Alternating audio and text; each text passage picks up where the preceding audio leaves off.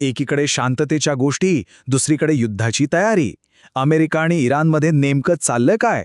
गुप्तपणे चर्चा सुरू असल्याच्या बातम्या येतात, पण इराण ते साफ नाकारते. मग खरं काय आहे?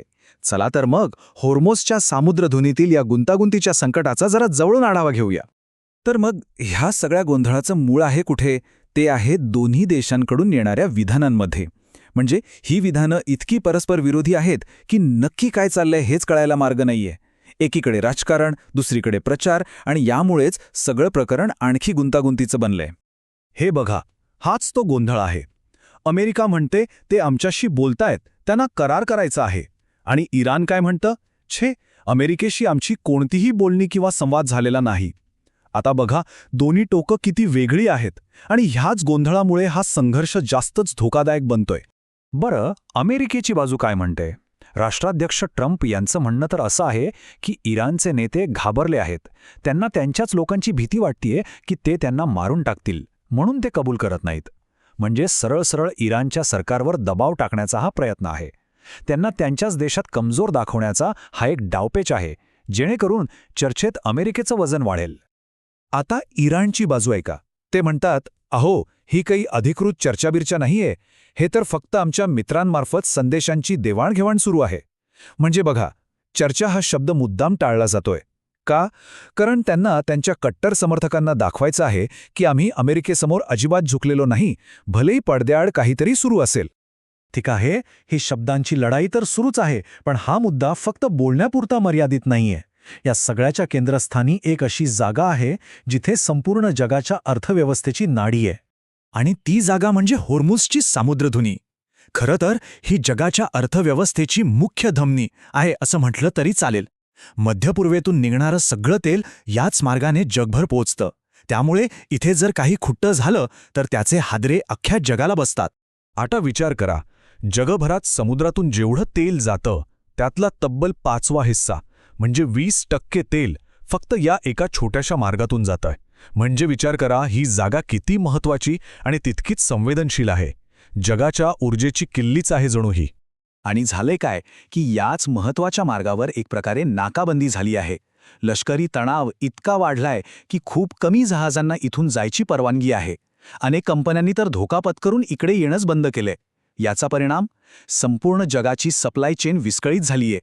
बरं, मग या भांडणाची किंमत कोण मोजतंय? फक्त सरकार नाही आहेत. ही किंमत आपल्या सगळ्यांच्या खिशापर्यंत पोचली आहे. अगदी पेट्रोल पंपावरच्या दरांपासून ते ऑनलाईन मागवलेल्या पार्सलपर्यंत. हे अगदी डॉमिनोसारखं आहे. बघा, पहिला डॉमिनो पडतो तो सामुद्रधुनीत, म्हणजे वाहतूक थांबते.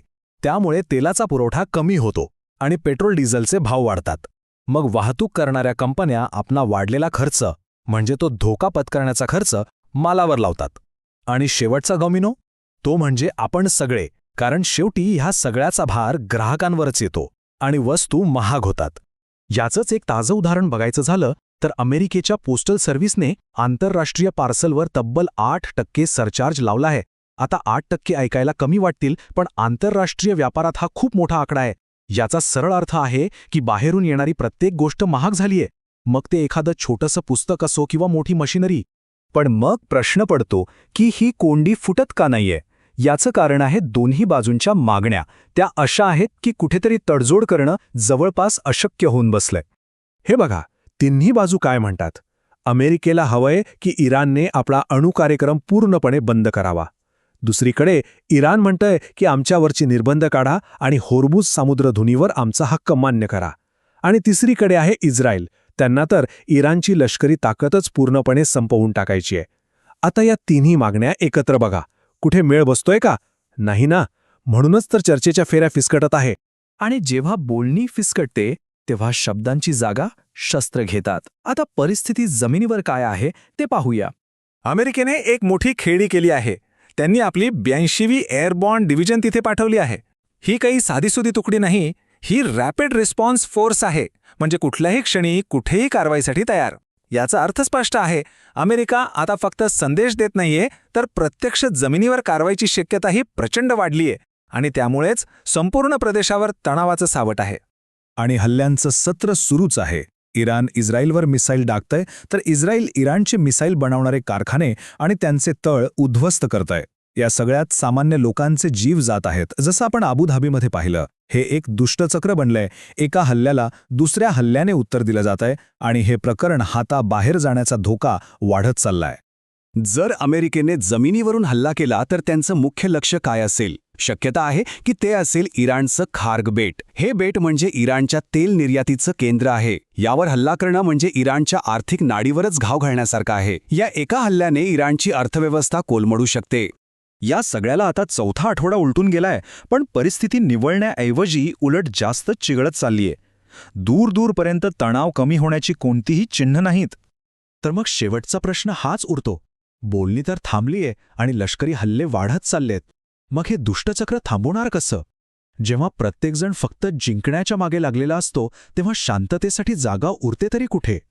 हा एक असा प्रश्न आहे ज्याचं उत्तर सध्या तरी कोणाकडेच नाही.